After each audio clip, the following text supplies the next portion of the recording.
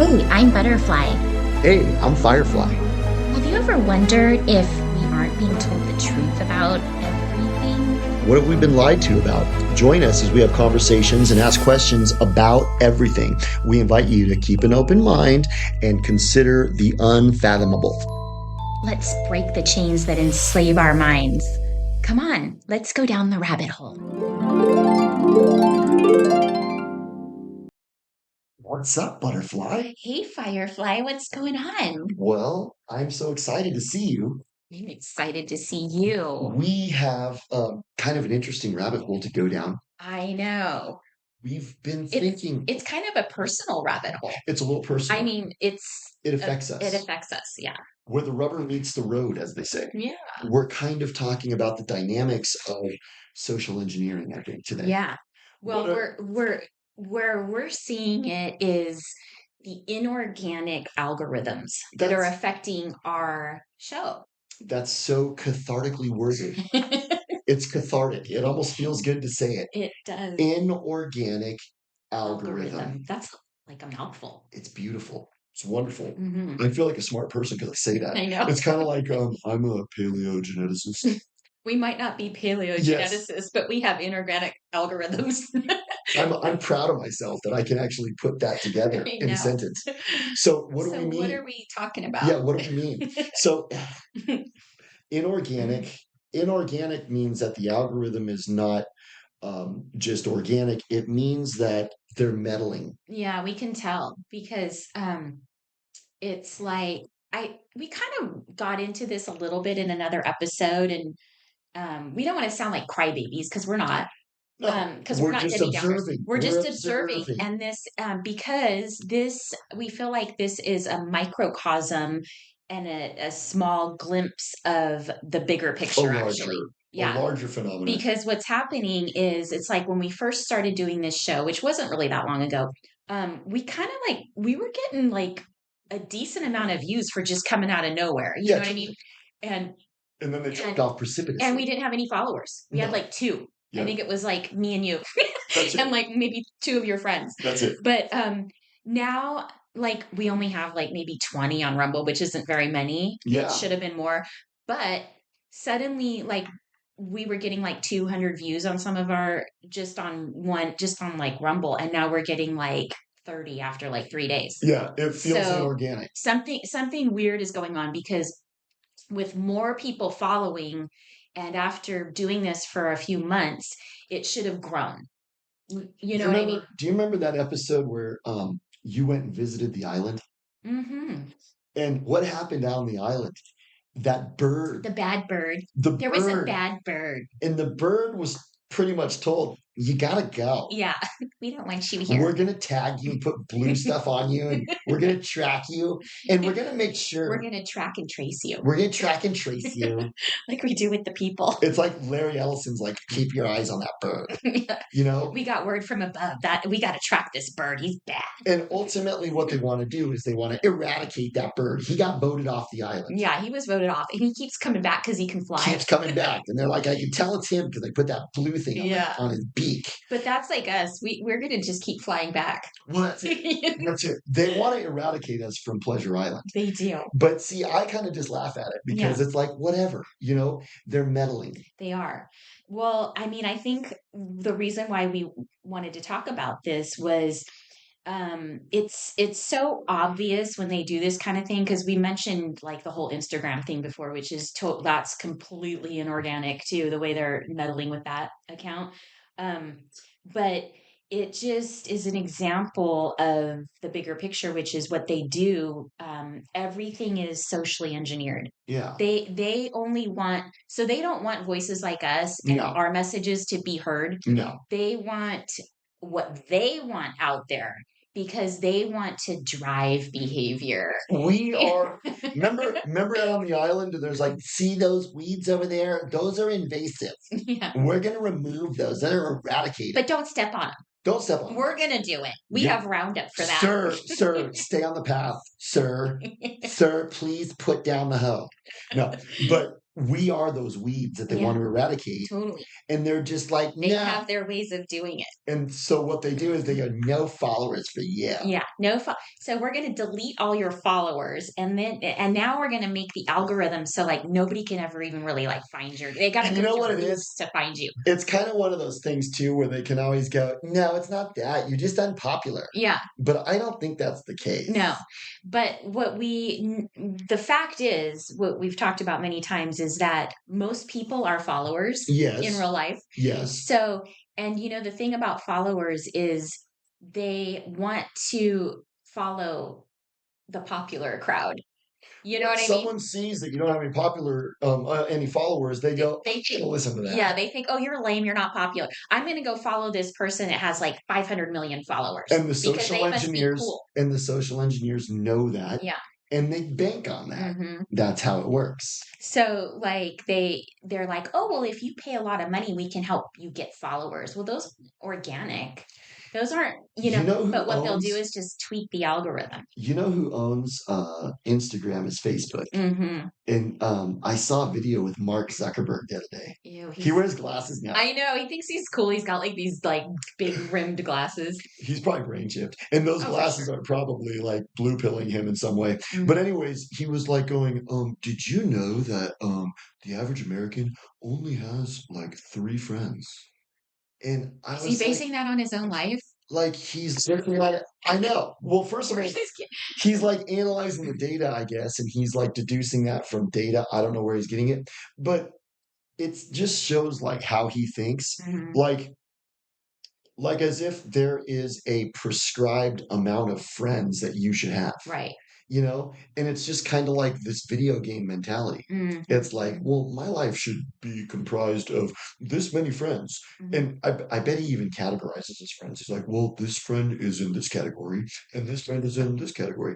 And then, so what he was suggesting, and I'm not joking, he was suggesting that people who don't have enough friends should now have virtual friends that we Well, of create. course. And so we have your Yeah. AI buddy. Yeah. And we're going to give you a lot of friends. Mhm. We're going to make you popular. You're going to be popular. Yeah.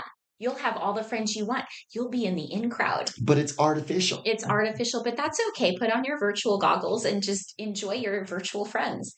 But we're going to remove those virtual friends if you say stuff about that country from 1948. Or if you say something about the Stabbies. Or whatever we don't like. It's free-ish speech. If you say something about anything that we don't approve of, then I'm going to remove your virtual friends. No friends for you. No virtual friends. No friends for you. No followers for you. And no views for you. That's right. It's like the soup Nazi on. You are eradicated. Did you ever see no that soup for you. episode of Seinfeld? No I soup saw for the you. soup. Of course, no soup for you. And what's he saying? No soup for you. Out. Yeah. You're canceled. You're eradicated from the island. You're voted off.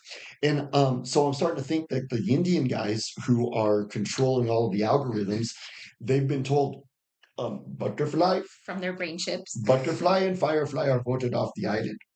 They are not allowed to have a audience, I'm afraid. But what if this was kind of an idea that I had? Know.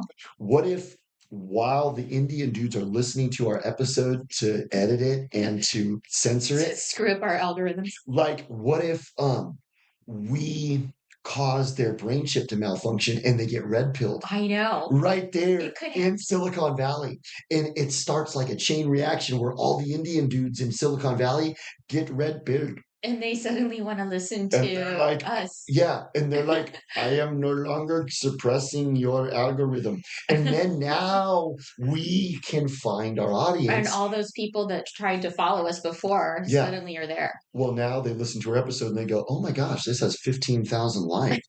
And they have 40 million followers. I'm going to follow them. Yeah. And that's all it takes. So see, that's why I'm kind of white pilled. I know. Is because the social engineers, I don't think they can control everything.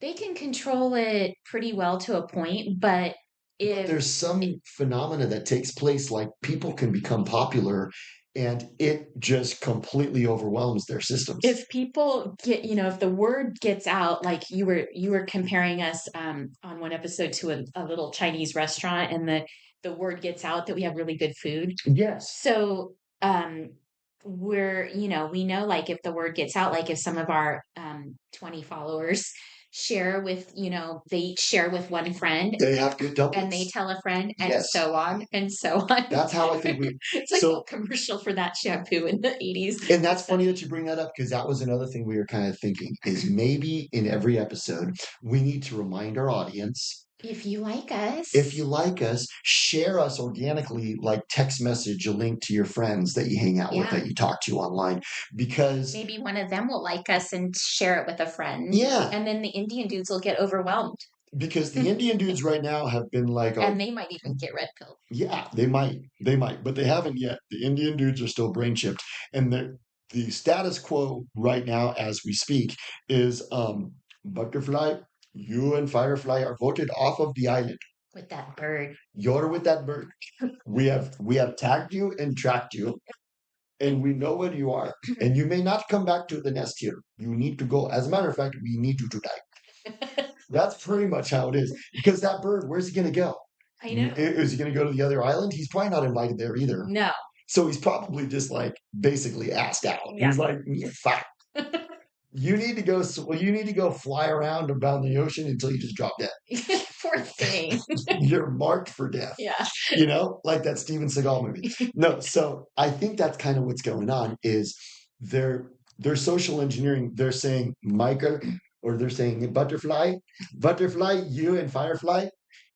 They're saying we control who becomes famous. Oh my We God. control who becomes influencer. Well, it's all through micromanagement, It's through micromanagement. And that is the larger phenomena that our circumstance is kind of a microcosm for. Mm-hmm. Our podcast and the way that the Indian dudes are micromanaging us is a microcosm for some larger phenomena, right? Totally. Yeah. And we were talking about it's so they want to engineer outcomes, Yes. and drive our behavior so that Larry Ellison. No, not Larry Ellison. That was Larry Fink. Larry Fink. Larry Fink, who just said, with financial instruments, we're going to drive behavior. God, it's so creepy. And that's kind of micromanagement, right? It is, but they want to engineer the outcomes. So they're going to allow the narrative that they want out there so that people hear that and go along with it. And the more people that follow these stories or these narratives that they want followed, the bigger they get. And then people think, oh, this must be the cool thing to believe, and this is how they act accordingly. That's right. So that's right. So it's like, I mean, we've seen how they were able to manipulate elections and everything else by making it look like one candidate was like so popular and doing, this is the way to go. This is what everybody wants. And even if, a lot of people like the walkers, even if they might have some kind of conscious thought about like, oh, I don't know if that's really what I want. If they see that everybody wants that, then they're just going to go along with it. You know what it makes me think You know what I mean? Do you remember when Rolling Stone magazine used to be really cool? Yeah. Remember? Yeah. I used to get really mad and like emotionally invested in their top 100 lists back in the 90s because they'd put out a top 100 guitarists of all time. And I remember I would have just objections about some of their selections. Oh. But if you think about it, they're kind of social engineering. Yeah. They're saying they might have just like put that out there yeah. so that everybody goes, oh, okay, that must be. So this is the best. Yeah. This guy's good. This is the best. We were told and that. Now I thought this guy was the best, but he's actually number 50. Yeah. So now I'm going to calibrate my opinion, perhaps. People do that. Because a reputable source like Rolling Stone magazine has told me that, Steve Vai is number 50. He's not number 1. So he's not that good. He's not. Yeah. I used to really think Steve Vai was good, but now Rolling Stone said he's number 50 of all time. Yeah. So I guess he's not that good. Yeah. And a lot is people are so easily influenced. Yeah. That it doesn't take much, just that kind of tweak to make people go along with it. You know what I think they're trying to do that? I think they're trying to make like fat girls hot. And I think they're trying to make fat girls hot. And they're trying to but at the same time trying to get people to take Ozempic. But take Ozempic, but you're hot. A little skinnier. Take Ozempic, but you're hot. it's kind of like that's a contradictory blue pill. Yeah. But what the reason I kind of bring that up is because they're social engineering that too. They're Mhm. saying, "Shut up, she's hot." Yeah, totally. You know, And don't fat shame her. don't fat shame her. She's hot. She's And gorgeous. so there, it's all like them forcing it on you, and people seem to be like okay with it, Yeah. which kind of makes me annoyed. Like I don't like being told, no, What's hot? yeah, exactly. No, she's hot. Mhm. No, you don't understand. Firefly, she's hot. Well, okay, yeah, Or like the all the transy stuff. It's like, oh yeah, this is normal. that It's dude. totally normal to cut off your, what. It's totally normal that that dude went into the GameStop and was like, "Excuse me, it's ma'am." That's a normal person. And he's 6'3", Yeah, 275 pounds. totally. I And think I saw that guy at the mall last week. excuse me, it's ma'am. And then he gets mad and he goes, if you call me sir again, we're gonna go outside. It's I'll ma'am. beat you up. So You're that's funny. normal. And so that's kind of the social engineering is they're telling us this is good, this is bad, Mhm. this is normal. And you know what? That's the media. The media says no, no, no, no, no. We'll tell you what's right and what's You wrong. don't make up your own mind. Yeah. No, Mm-mm. you're This is free-ish. the problem though with society is a lot of people don't make up their own minds. Like we saw No, this during the cooties fiasco. They just went along with what they were told. They didn't use any critical thinking skills whatsoever. And they just believed whatever the news was telling them and did what the TV told them to do. So it's like, and you know what? I think a lot of people, they don't want to make up their own minds. They no, want to be told what to do. they do. Did you have an epiphany just I then? had an epiphany just now. You know what it made me think of? Um, see, I've been living in Southern California since like A long a time. long time, right? So the Lakers, right? Mm-hmm. What I notice is like right now, if you go walk around or drive around, you don't really see a lot of Laker stuff on No, no, cars. not really. But when the Lakers are in the finals, all of a sudden there's a bunch of Laker stuff. Oh, right. People got the little flags and they've Yeah. got suddenly stickers and everybody's wearing a Kobe jersey. Yeah. And you're like, oh, dude, there's all these Laker fans. Yeah. Well, yeah, because they're in the finals. Hmm. You know what I'm saying? So if they weren't in the finals, people probably wouldn't be doing that. No. Yeah. If the like right now, like the Lakers had a horrible year last year, you don't really see a lot. You'll see a few things, but Yeah. people aren't just like Because people, I think they're front runners. they are, they want to be with the popular in crowd and they want to be with winners. You know See, that? like me, Like, I'm not a I like look. So it kind of gets back to fandom, right? yeah, I don't really like professional sports, but what I have always been is a Raider fan. I've always liked the Raiders, it's interesting. but the Raiders suck a lot, Yeah. and they always seem to suck. They were good back when I was a little kid. They were awesome, but I always like them. I'm a Raider fan, and I'm a Laker fan, and I've always liked Tiger Woods. So I like choose my things, and that's mine. And You, I root for them no matter what, even if they're not even doing good. you know what? Other people go, oh, yeah, well, no, I look at who's on the leaderboard and then I'm not their fan. Do you want to know something about me? Yes. This is kind of, I don't know if this is weird, but I tend to, maybe this is why I want to do this podcast. I don't know. I tend to root for underdogs. Yeah, me too. I don't know why that is, but I guess I feel bad for them or something. And I feel like if they just had like more encouragement, they might do better. You know what? Maybe subconsciously, you know that this artificial, inorganic social engineering is going on and has been going on probably our whole life. Yeah. And so the underdog is probably artificially the underdog. The person that's like really trying, but they're up against insurmountable odds. You know what I mean? Like something going against them that isn't natural, you know? Like I always hated the Yankees. Why? Because they always have the biggest payroll. Hmm. They can like, oh, we Yeah, pay them like 100 million a year. so now the Dodgers, I think, have the biggest payroll and it's obscene. It's like they've totally stacked the team. Like they've paid out billions And So then I'm going to root for the Angels. yeah, I so don't root I for the do, that's Dodgers me. Like, I'm because like, the Angels kind of don't I have don't, any big stars. yeah, I don't like the Dodgers. I never really did, And but I like the Clippers. I don't like the Lakers yeah. because the Lakers have all the big. They got. I can't stand LeBron James. Can't stand He's that like dude. a one of the main And they got all culprits. the money and they've got all the ego and they've got, so I see where you're coming from with Yeah. the underdog.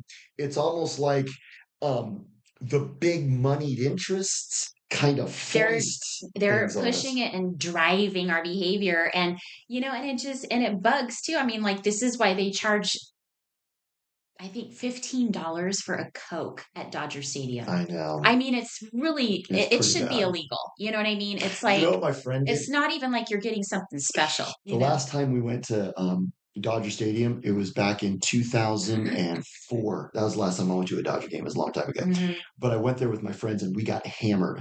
And it was really funny. You must have spent a fortune. No, I spent a fortune because I was going and buying beers. Ugh, And each beer was like, and this was 2004 money, like $10. now they're like 20. But my friend brought in a camelback, or what do you call those things? Oh yeah, And there with the was a straw. with a little straw, and you just bring it like a camelback, right? And he filled it with vodka. Oh So no. he got hammered on Oh vodka, my just drinking. And God. plus, it was hot. We were in the sun. Ew. So what happened was it was pretty funny. The Dodgers came to the bottom of the ninth, and they were down 2 runs, and we were hammered. And we started a wave, Oh no. and the wave caught on, Uh-huh. and the Dodgers came back and won the game.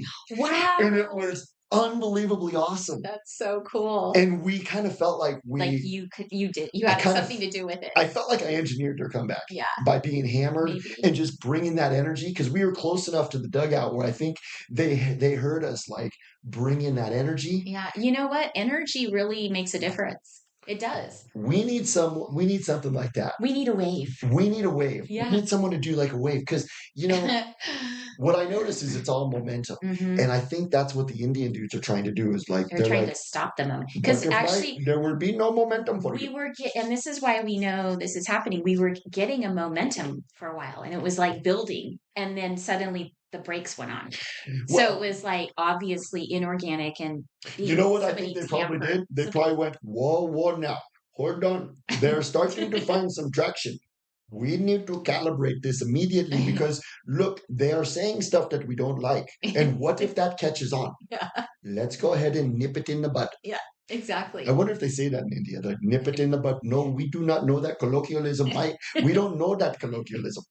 Anyways, but I think what we were talking about though too is the social engineering is driven by micromanagement. Hmm. What we're seeing with our artificial, they're not just letting things be. They're not letting it just evolve organically. Nothing. Yeah. Like if you go to the hospital, if you go to the emergency room, Ugh. there's these ridiculous protocols and ridiculous hoops. Someone was telling me they went to the emergency room recently and it was like hours. Yeah. Oh, it's always like that. Yeah. It's so inefficient. I mean, you could die by the time like you get out of there just waiting to be seen. And then, like, oh, well, sorry, you can't come into this hospital. You got to go to the other one because that's the protocol. Yeah, that's our policy That's our for policy. your type of injury. Or remember, like, if you got the cooties and you went to the doctor and you took one of their fake PCR tests and they told you had the cooties, Yeah. then they'd go, come here, we've got some remdesivir for you. Remember remdesivir? You walked in on your own accord and Yes. you had the sniffles, but now we're going to kill you. Now you're going to be on a ventilator and die. You need to be on a ventilator. We can tell by your Because sniffles. those were the protocols. Yeah. And It's policy. I think that is actually an interesting thing. Do you remember during COVID? Cooties. The protocol, I'm sorry, cooties. Maybe, you know what? I think the Indian dudes caught on to our codes. They're And like, they're like, oh, butterfly, cooties. I know that cooties is that disease that we are talking about. I know. But see, I have to get in the habit of doing it because you're right, it gets flagged. Hmm. So, anyways, so during cooties, there was a protocol. Remember? And we got protocoled to death. Did. So what? Not us. Not us, but a lot of people. We as the family of Americans. Yeah. and the family of humanity. Right. We got protocoled Humans. to death. Humans got protocoled to death. Yeah. So what they did was they said, okay, first of all, put your mask on. Here's the protocols of cooties. It's first of all, no, the very first thing, shut up. Yeah. The Shut up. very first thing is shut your mouth. And we're going to help you do that by putting a mask on Now you. cover your disgusting mouth with a mask and keep it shut. That's the first protocol. Yeah. The second protocol is take one of our PCR tests. Which will be positive. It's going to be positive, most likely. Yeah. We have ways of making it positive. We turn the dials up to, you know how our dials go to 11? Their dials went to like 40 or 50. I can't remember what it was. Yeah, it was kind of like RPMs or something. They turned them up like so far so the cycle would keep going, and that's how they had something to do with like spinning. I can't remember how that worked, but the PCR test. Anyways, well, the guy that invented it said it wasn't designed it wasn't designed to diagnose anything, and he said you can just turn the dials up and you will find a little bit of something in everything. Yeah. So it's not meaningful. Yeah. So you could basically, find Ebola in something if you like turn it up high. Keep running. From what I understood about the PCR test is if I had the common cold anytime in the last 10 years, they turn it up to 40, they're going to find a molecule of the common cold in me. Yeah. And they'll call it they'll call it cooties. Maybe you just had one fragment of one of those germs in your body, So now the protocol is go take the test. Mm-hmm. Then if you're positive, which you will be. You will be. Now you have this host of protocols. Yeah. Some of them had to go stay in a hotel for like 14 days. You ever see those dudes? Yeah. They're like, I'm in Indonesia and I'm in the hotel. And it was like paranormal activity going on or whatever. So weird. That was one of the paranormal activity videos I saw. Oh, no way. Yeah. So the guy on Cooties lockdown. he took a PCR test and that was his first mistake. Yeah, so he took the PCR test. He got told that he was a dirty, disgusting human and that he had the cooties. Yeah, so he had to go quarantine in this hotel. Oh, and I can't remember what country he was in, but paranormal activity took place in the hotel. Oh, God. While Maybe he was just delirious and he had to entertain himself. No, he caught it on film. He caught it on film. All of a sudden the door was like... But anyways... It's probably like evil spirits because they're like doing all kinds of evil stuff. Totally. But so that was the protocol. So if you took the test and now you're positive, now you have a host of protocols. And now we're going to put you in the hospital and put a ventilator on you. No. Because that's the policy in the protocol. But first, you skipped one of the protocols. Oh, I did? Yeah. One of the protocols was Anthony Fauci had invested heavily in this drug called remdesivir. Yeah. And it kills about 35% of the people that take it. So that was a very important protocol. It causes organ failure in like 50% of the people. So, yeah. He's like, we were working with Ebola and we liked the outcome, which was death. The outcome. Which was death in 50% of the people. He's like, look, with Ebola, what we noticed is people's vital organs would liquefy, and so we wanted to put that in a drug. So that was remdesivir. At least they weren't dying of Ebola. That's right. Right. Now we can just say dying of like organ failure. They can die of organ failure, and we could say that we saved them from Ebola. We saved them from Ebola. I think that's actually what he was doing. That was pretty much it. That's how it worked. Yeah. So anyways, now you're right. They give you PCR the remdesivir test, then the remdesivir. And by the way, every time you go through one of these, the doctor is getting a nice little commission check. Oh yeah, they got I have like friends who are nurses and firemen and stuff, and they actually told me firsthand knowledge like what was happening with the bonuses. They were, it was like so much, and it varied from hospital and different states, but the positive PCR test was like a certain amount. You get money. Yeah. And then remdesivir. Once you put the patient on remdesivir, that was another bonus for the hospital. And then the big one, the ventilator. And when somebody gets on remdesivir and their organs start failing, then most of those people it's a kill shot. Need the ventilator, As or they say. Fact, and did you know half the 89% of the people who went on a ventilator died? Yeah. I was just going to tell you that. Almost everybody on We're the always on the ventilator. same page. I know. That's so awesome. Everybody, yeah. So most of So, those people were going to die, and then so that wait, was what is a death was a big bonus. then That you was get like the 75 grand. that was the main. Yeah, I think You can go buy yourself a Beamer now. some hospitals it was even like maybe 150. Yeah. Yeah. The doctor gets to get a new trophy wife. Hmm. You know what I'm saying? With a car. With a car. And she's got bolt-ons. So that's what happened. And look at what I'm kind of wondering is if those are the social engineers, they kind of want us dead. They do. Because if you look at what those protocols were leading to, it was like, come here. Death. Yeah. First, The Grim Reaper standing. it was like a line at Disneyland, but then when you walk through the turnstiles, you get to death. Yeah. That's where it leads to. It wasn't like It's a like, fun ride. good, here, come take your seat. It goes to death. But I think that so like you go take the PCR test, then you get told that you have it, then you go quarantine, then you go Get remdesivir. you get remdesivir, you get ventilated, then you get dead. And then what they put is he died of cooties. Yeah. He died of cooties. Yeah. No, but actually he died because we gave him poison and then put him on a ventilator. Yeah. But he died of cooties. But it's cooties. I mean, even the people that like went to the hospital for motorcycle accidents, they all like died of cooties. This guy blew his own head off with a shotgun, but we took a PCR test and we found some coronavirus from like 10 years ago. So we're going to put on the death certificate that he died of cooties because the doctor gets to buy a new Beamer from that. So my point is that kind of micromanagement and social engineering is built into our system now. And it's not good for us. No. So people who are listening, if the Indian dudes have not completely suppressed our voice, the protocols and the micromanagement is leading to our death. They don't want us to be happy and alive. No. They don't want Firefly and Butterfly. No. They want Eeyores. They want Eeyores that are going to go. Yeah, because what are they doing? We've talked about this. They're corralling. They want to corral all the walkers. If you would please go get into one of our new 15-minute cities. Yeah.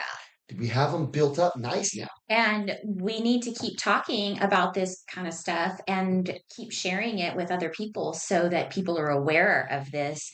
And some of the people who aren't walkers will not go along with it. And that's all we can hope for. Yeah, and that'll prevent it from happening. And that is all we can hope for. So we're hoping that, you will share our videos and some friends will share them. Yes. And the word will get out and we can all save the world together. Please. We can all save the world together. That's how we're going to have to do it. Because what you're going to have to do is understand that you kind of have to participate, I think. Yeah, you do. You can't just